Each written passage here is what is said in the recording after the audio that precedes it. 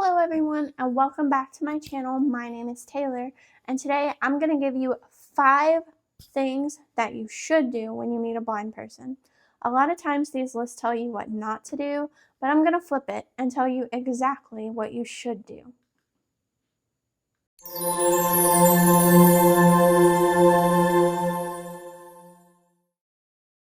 I wanted to make this video because a lot of times there's a miscommunication somewhere between people wanting to be helpful and blind people wanting to be independent. And sometimes it can come across as if we're sticking up for our independence, we're rude, or if sighted people are trying to be helpful, then they're overstepping. So I just thought that I would lay out a few guidelines that I thought might be helpful. Number 1, communicate. If you've never met this person or you've met them very infrequently, it's super helpful if you say something like, "Hi Taylor, this is Sarah from the grocery store. I met you last week when I bagged your groceries." Something like that, because you might recognize me, but if I don't know your voice, which a lot of blind people are super great with voices, but I'm not one of them, I gotta meet you at least a couple of times to know your voice, then you introducing yourself is super helpful. Or if we just met and you reach out to shake my hand, a lot of people don't shake hands after COVID these days, so I get awkward, just being honest, like I get awkward. I never know if I should go in for the shake or not. So if you're just like, "Hey, I'm reaching out my hand," then I'm gonna be like, "Great." And then we don't have to have that awkward communication. Same with like a quick side hug or whatever, just communicate. It's not awkward just to say it. Number 2 is ask questions. Don't be afraid to ask, do you need assistance? Can I assist you in this way? Just whatever it is, just ask. It's not weird if you ask. It's not a dumb question. Most blind people know exactly what type of assistance they need in what situation. And a lot of times, if we need assistance, we will just advocate for ourselves. But if you see something that you just feel like you could be helpful with, just don't be afraid to ask, because you're probably feeling more awkward about it than we are, to be honest. So just ask questions. Along with the second one is number 3, and that is accept the no. And that's a really hard one, I feel like, for a lot of people that I come across, because a lot of people, their heart is in the right place and they really want to be helpful. It's hard, I can understand, like, to watch me seem like I'm struggling with my cane.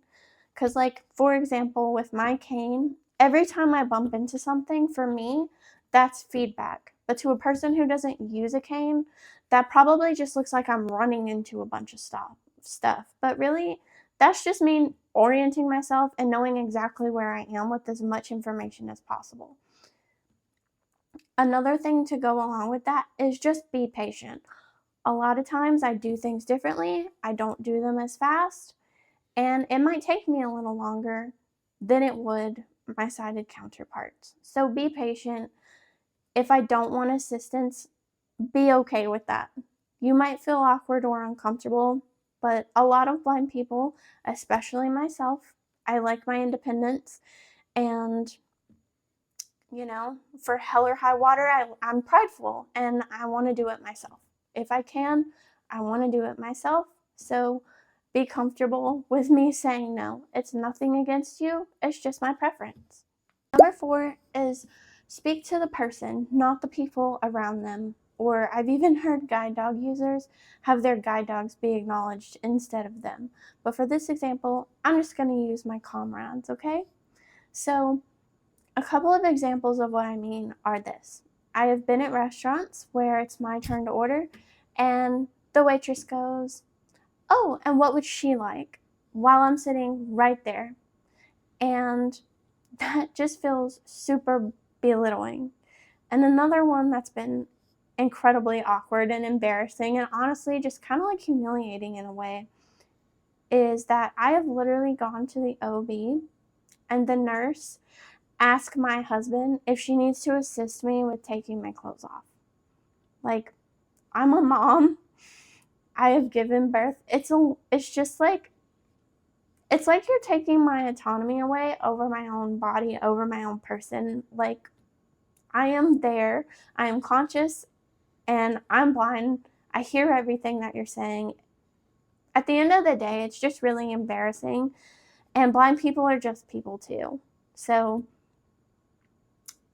if you if you really feel pressured that you might need to help in some way, honestly, the best thing you can say is, do you need any assistance? Like, that's the best way and the best thing that you could probably say.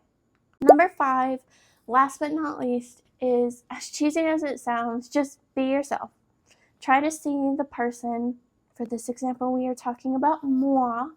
Just try to see Taylor as Taylor and not the blind girl Taylor, or like the fact that I'm blind. I'm still a person. I love makeup. I love animals.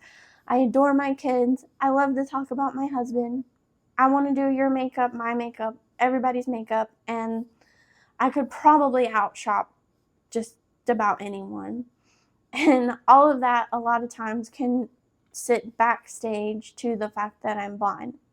So just try to remember that blind people are just people who happen not to see. And this video just might sound a little bit cheesy and stuff, but every opportunity is an opportunity, and you never know, like, if the blind person that you meet at Starbucks could be your new best friend. If you like this type of video, please leave it a like, leave me a cheesy comment, and please subscribe to my channel, and I'll see you in the next video.